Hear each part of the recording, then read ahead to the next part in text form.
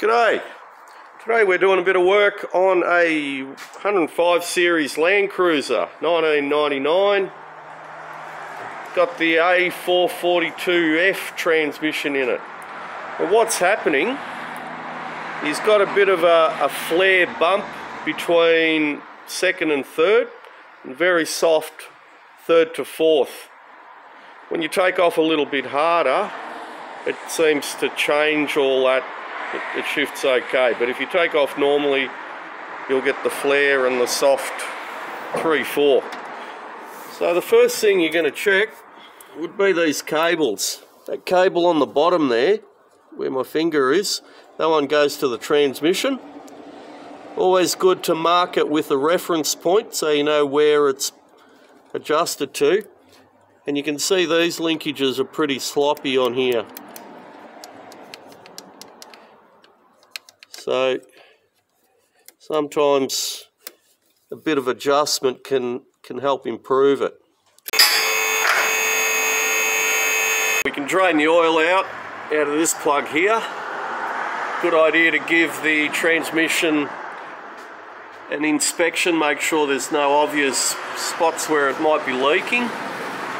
And it's a good idea to give it a good clean, scrub with the wire brush before you take the pan off. Okay, we've got the filter off, taken the wiring harness off the solenoids, and these transmissions, the pressure in the line pressure is adjusted on the cable there, and then you've got your timing, your 2-shift solenoids and your torque converter clutch solenoid. You'll find that information in another video we've got. And what we're going to do, we're going to whiz off these solenoids, and we're also going to drop the valve body. You got to make sure you're aware that you've got to disconnect that cable when you're removing that. And there's some little O-rings between the valve body and the case that we're going to inspect. I'm suspecting that they might be a little bit flattened out or hardened. Now, to remove the valve body, you basically remove all these 10mm head bolts. There's a lot of 8mm head ones, you leave them alone. And also it's a good idea to just lower the valve body a little bit and let that oil leak out. It's a lot less messy when you're doing it. And we can see that somebody's had a play here in the past. They've actually marked all the solenoids as well. And the pan was actually solasticed on, so we'll replace that with a gasket. You can see there's quite a bit of fine metal on the magnets, and that would be also inside the solenoids. We'll just let that drain a little bit, makes it a little bit less messy, and you can see we've loosened all the 10mm bolts. And the whole thing is loose there. Now we've removed all the bolts except for this one middle one, and we have to unhook that cable there as well when we remove it. The bolts are different lengths, but if you end up having a tray like this, you can just arrange them in their order. Saves a bit of time measuring and fitting them.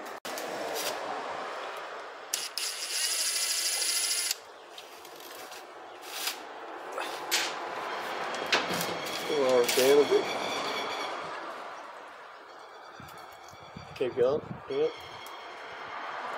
Yep. There we go. Unhook the cable. Just slide it out of that slot. You've got a little accumulator spring there at the rear.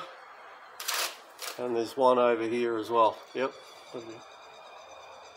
Now at this stage, with the valve body out, we can do an air pressure test on the clutch packs if you need to. You can hear if it's leaking. But we're replacing these seals here that are between the valve body and the case. And also we're checking the accumulator seals there. One of them dropped out, so make sure if it's going to drop out, you know which one goes where, which spring goes where. We've got the lock-up solenoid, the 2-shift solenoids and the timing solenoid. Now you'll notice the timing solenoid has actually got two little holes on the bracket there. You can see, 1, 2. These are both the same in the shift solenoids. They've got just one hole, and the lock-up solenoid has got like a little bend in the bracket. That's how you identify them. You can't really mix them up because of that. You can't even put that one underneath there. Look. See, you can't mix them up. So we're going to actually replace these. If you're not replacing them, you want to make sure that your O-rings are good. You want to flush them out, test them as best as you can, and you might need to do that a few times, the flushing. And we like to also use we've got a demagnetizer. You can find that in another video we've got. You demagnetize the swarf that's in there, and then you can flush and clean it out better. If you test it with power, then you're going to end up magnetizing it again. Just be aware of that, so you've got to demagnetize and do the whole process again. Now, with all electronic components that you buy for transmissions, you'll find a little note like that. If opened, can't be returnable. So you want to just make sure that it's exactly the same before you open it, in case you've ordered the wrong one. And it's just a matter of pulling them out, finding the same solenoid,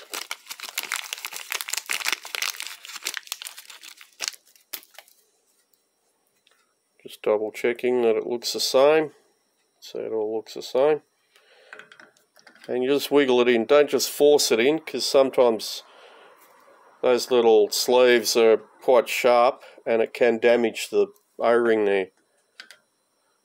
So you sort of wiggle it in, and there we go, that one's ready to put in. The shift one.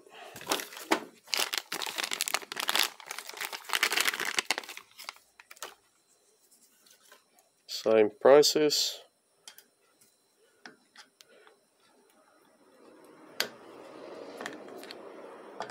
That one.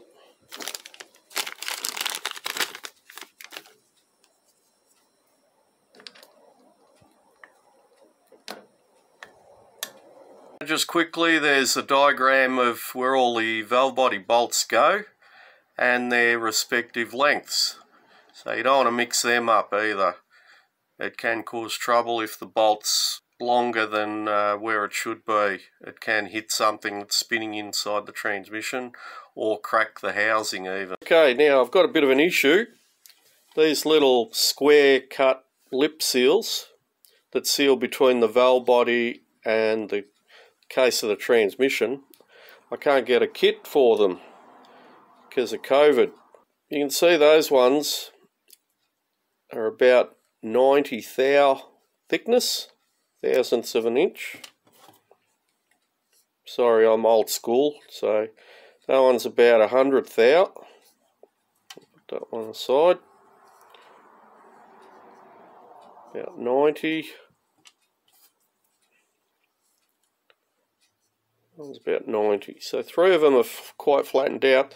They're probably in the section where there's three of those O-rings or seals, and this one's probably at the other side. So what I'm going to do, I've got these BS 204s, I think they are, and they're 130 thou, and you can see they'll flatten out just by pressing them a little bit.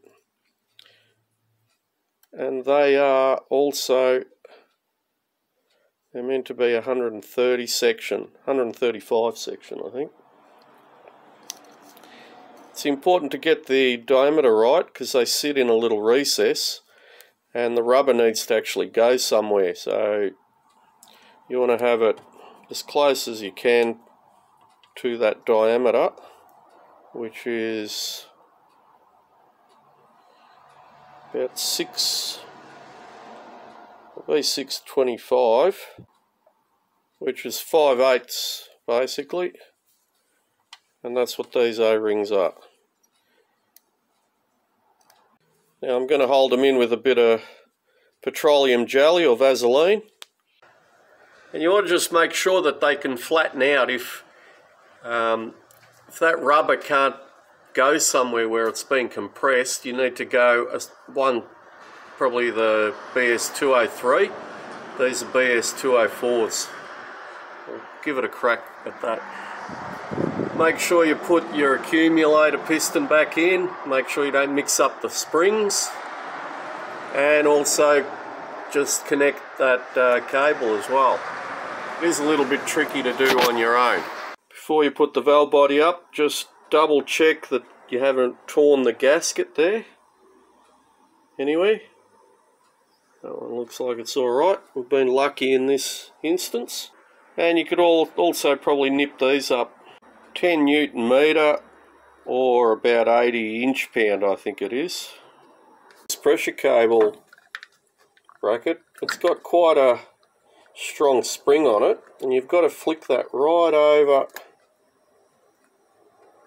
like that to be able to slide the cable in there, if you can see that. What you can do is just put a scribe in here, and that'll just hold that up until you get the cable in. There we go. You can see it's holding it up there just so you can slide that cable in there, and then you can pull that out. Make sure your O-rings are all in there still. Put the accumulator in.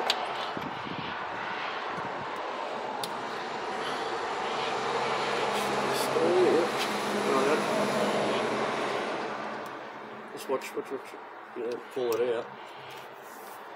And careful you don't put in the dirt, and don't go too far back. Hold it there? Yeah. Just can't see that light's right in your eyes, but no. Just tilt it a bit. Keep going. Accumulator fell out.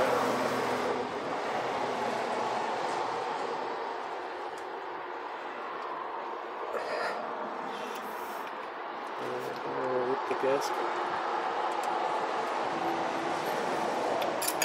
Right out. Accumulator. Yeah. Can't see. Right out, lift her up. Hang on. Go down again.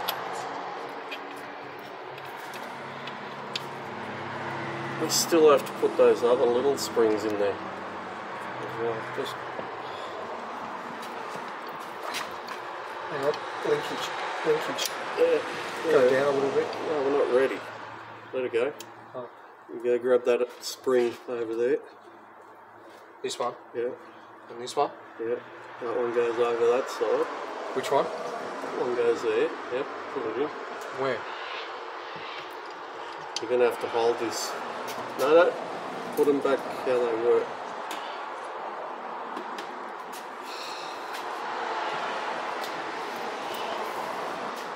You're watching when I pulled them out. No, I was grabbing the tray. Tilt it down. No, this side.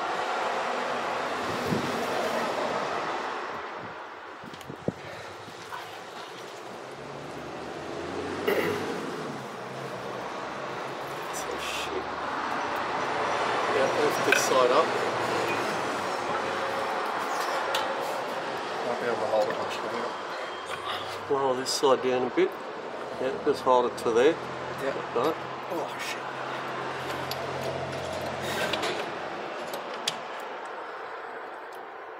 Yeah, I can't. I'm not going to be able to hold it much longer. Down a bit. Lift it up. Yeah, give me a hand. Line up that manual shaft. Yeah. Got it? Yep.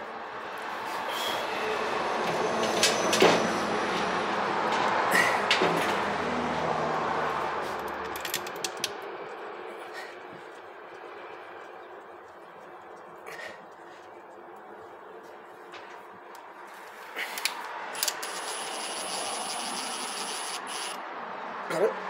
Let it go? Yeah. And when you get it all back together, just confirm that that cable's connected. Yeah, just pull the cable. Yeah, you can see, let it go. Yep, and it's fallen in its slot there. And we tighten all the bolts up to 10 Newton meter. Just make sure, remember there was the accumulator spring, the little spring on this side, accumulator, the spring inside the accumulator, the little one on the outside. Line up your selector, connect your cable and confirm that it is connected and not sort of out of that little slot there. And now we can put the solenoid plugs back in and filter back on.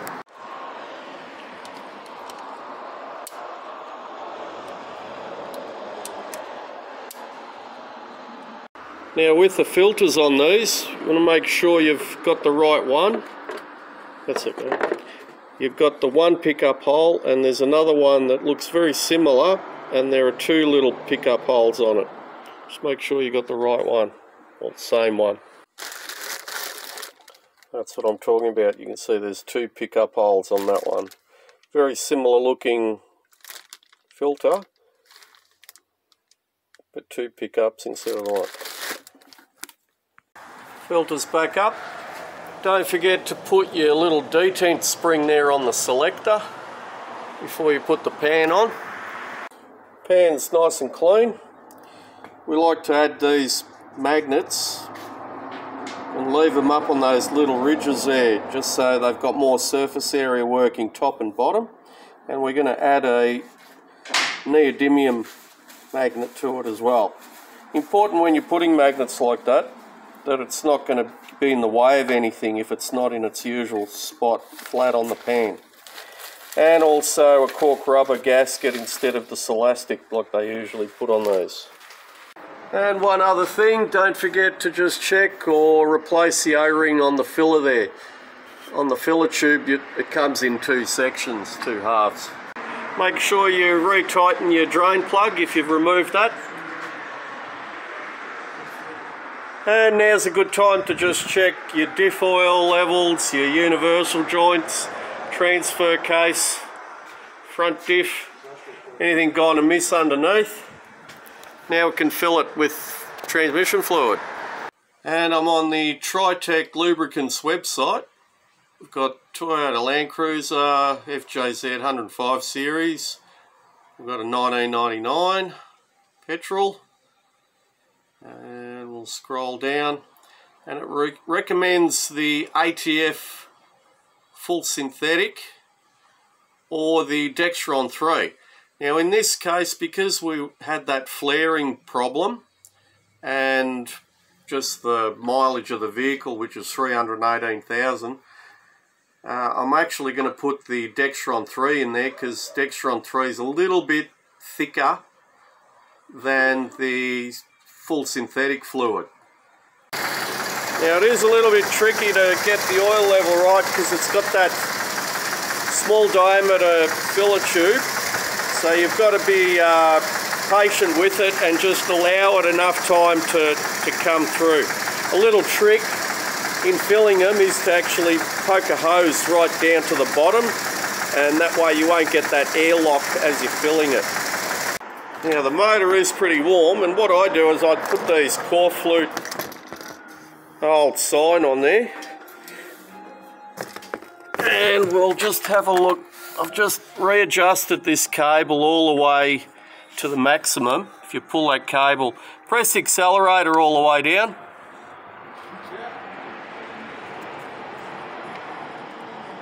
And there is a little bit of flex there.